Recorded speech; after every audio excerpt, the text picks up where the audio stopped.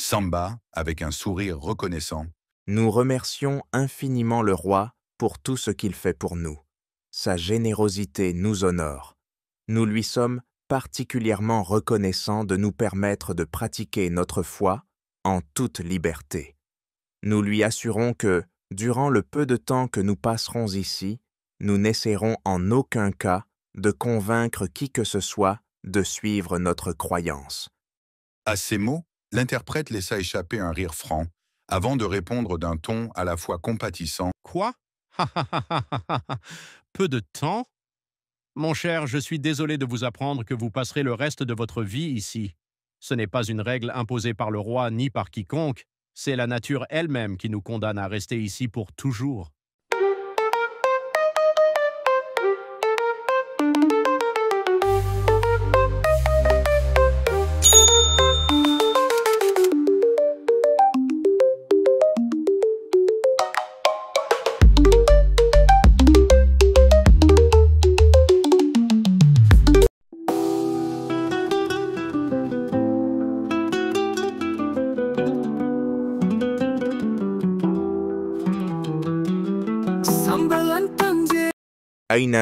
أين نحن؟ Où sommes-nous? من فضلكم أين نحن؟ S'il vous plaît. Où sommes-nous? Mais les habitants ne comprenaient toujours pas. 我们必须通知长辈们，他们会知道该怎么做。 Il faut avertir les anciens. Ils sauront quoi faire. 你们是安全的，但你们必须跟我们走。 Vous êtes en sécurité, mais vous devez nous suivre. Ne comprenant pas les paroles, Samba et Zainab se regardèrent, cherchant à deviner leurs intentions. Samba et Zainab, encore étourdis par leur chute et leur atterrissage brutal dans ce royaume inconnu, se laissèrent guider par les deux habitants qui les avaient retrouvés. Leur cœur battait la chamade, non seulement à cause de leur situation précaire, mais aussi à cause de l'étrangeté de ce lieu. Les rues étaient animées, mais tout semblait si différent. Les bâtiments, les vêtements des passants, et même l'air qu'ils respiraient paraissait chargé de mystère. Il faut rappeler que pendant le vol du cheval, Samba avait perdu son bonnet et Zainab ses chaussures.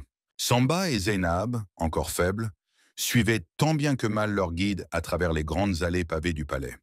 Tout était différent de ce qu'ils connaissaient. Lorsqu'ils furent introduits devant le roi, un homme à la barbe soignée, vêtu d'une somptueuse robe de soie aux motifs dorés, l'atmosphère devint solennelle.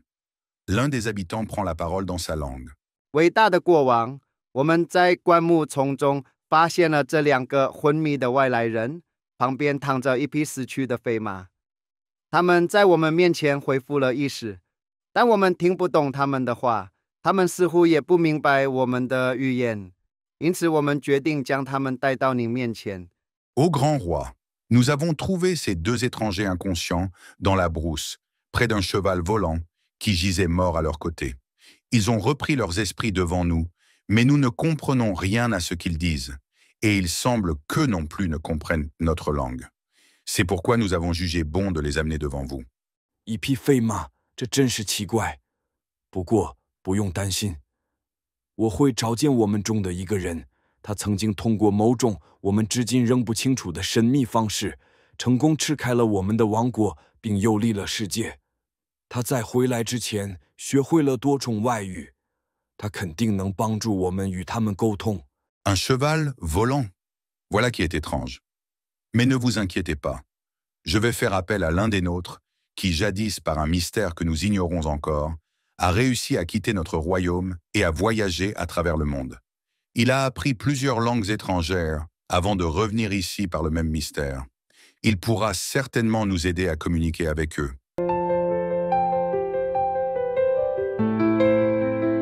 D'un geste de la main, le roi ordonna à un serviteur de partir à la hâte, chercher cet homme aux connaissances précieuses.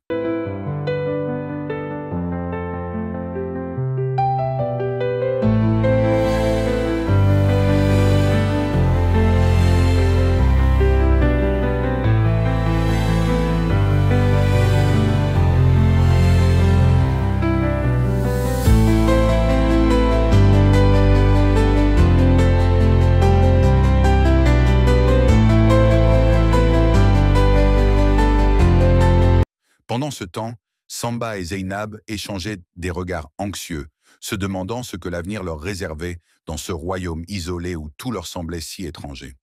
Peu de temps après, l'homme se présenta devant le roi. Une fois la situation expliquée, il fit signe à Samba de parler afin de déterminer dans quelle langue il s'exprimait. أنا وزينب نتحدث العربية. لا أعرف إذا كنتم تفهمون هذه اللغة. أنت تتحدث العربية؟ بالطبع أفهم هذه اللغة هي. أروى قصتكم. أنا أستمع إليكم. Zeynab et moi, nous parlons arabe. Je ne sais pas si vous comprenez cette langue. Vous parlez arabe? Bien sûr, je comprends cette langue. Et vous, comment vous appelez-vous? Je m'appelle Samba et je parle aussi le poulard, ma langue maternelle d'origine africaine. J'ai entendu parler de l'Afrique, mais je n'y suis jamais allé et je ne comprends pas cette langue poulard. Samba, allez-y, racontez votre histoire en arabe, je vous écoute. Ainsi, Samba raconta comment il avait été injustement arrêté par un prince jaloux dans un royaume proche de Missira, et comment Zeynab avait elle aussi été piégée par les gardes de ce même prince. Tous deux s'étaient retrouvés embarqués sur le cheval enchanté à l'insu du prince. Pour le reste, ils n'avaient aucun souvenir de la manière dont le cheval avait accompli le voyage, ni de la façon dont ils avaient fini par atterrir dans ce royaume inconnu. Après le récit de Samba, l'homme qui servait d'interprète traduisit ses paroles pour le roi. Ce dernier, après avoir attentivement écouté, déclara avec bienveillance: « Vous êtes les bienvenus dans mon royaume. Désormais, vous en êtes des habitants à part entière. » En signe d'hospitalité, il leur offrit une maison. Cependant, Samba et Zeynab firent de savoir avec respect que leur religion ne leur permettait pas de vivre ensemble sans être mariés. Intrigué, le roi leur demanda d'expliquer leurs croyances plus en détail, ce qu'ils firent avec précision. Le roi les rassura alors. « Vous êtes libres de pratiquer votre religion comme bon vous semble, tant que vous ne cherchez pas à convertir mes sujets. » Puis, tenant compte de leurs requêtes, il leur fit attribuer 2 maisons séparées, en attendant le jour où ils décideraient d'unir leur destin. Ensuite, il ordonna que l'on leur apporte des vêtements, de la nourriture, et qu'on veille à leur bien-être. Cette générosité toucha profondément Samba et Zeynab, qui se sentirent reconnaissants envers cet homme au grand cœur. Mais quelques instants plus tard, la suite de la conversation vint brusquement refroidir leur enthousiasme. Samba, avec un sourire reconnaissant, « Nous remercions infiniment le roi pour tout ce qu'il fait pour nous. Sa générosité nous honore. Nous lui sommes particulièrement reconnaissants de nous permettre de pratiquer notre foi en toute liberté. Nous lui assurons que, durant le peu de temps que nous passerons ici, nous n'essaierons en aucun cas de convaincre qui que ce soit de suivre notre croyance. »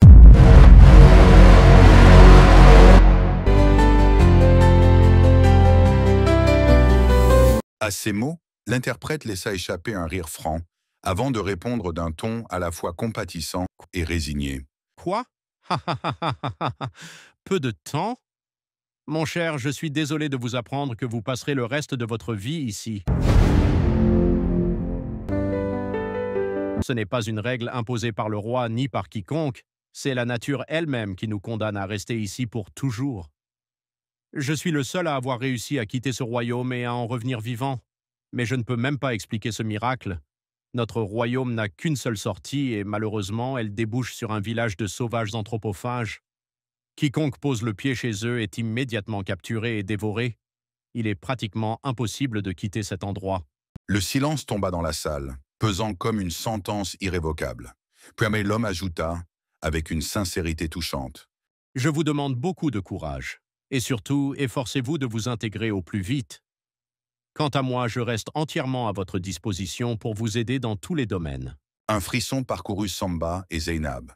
Ils venaient de comprendre qu'ils étaient désormais prisonniers de ce royaume, non par la volonté des hommes, mais par celle d'une nature implacable. Avec le temps, Samba et Zeynab commencèrent à s'habituer à leur nouvelle vie. Même s'ils ne trouvaient pas des vêtements identiques à ceux de leur culture, ils adaptaient ce qu'ils avaient à leur style. Cela les rendait uniques et attirait l'attention des habitants. Le traducteur restait leur plus grand soutien. Il les aidait à comprendre la langue et les coutumes du royaume.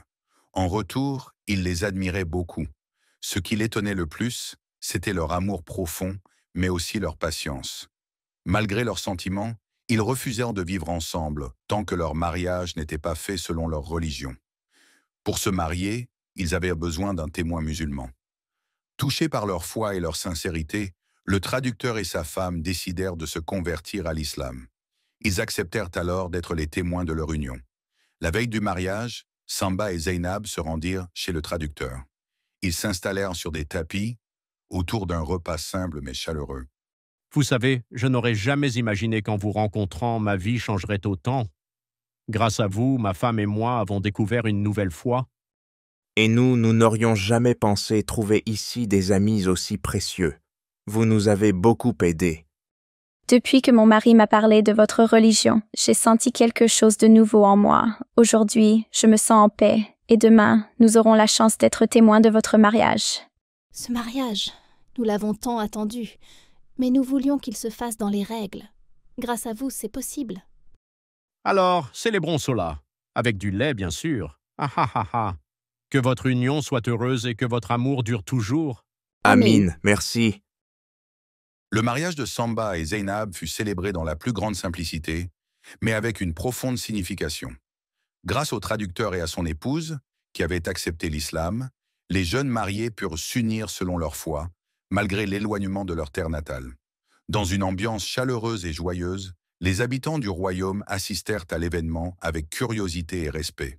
Le roi, informé de cette union, envoya des présents en signe de bienveillance. Des mets délicieux furent partagés, des chants et des danses traditionnelles animèrent la soirée, créant un mélange harmonieux entre les cultures. Ainsi, Samba et Zeynab débutèrent une nouvelle vie dans ce royaume isolé, entourés d'amis bienveillants, et portés par l'espoir qu'un jour, ils trouveraient un chemin vers leur terre d'origine.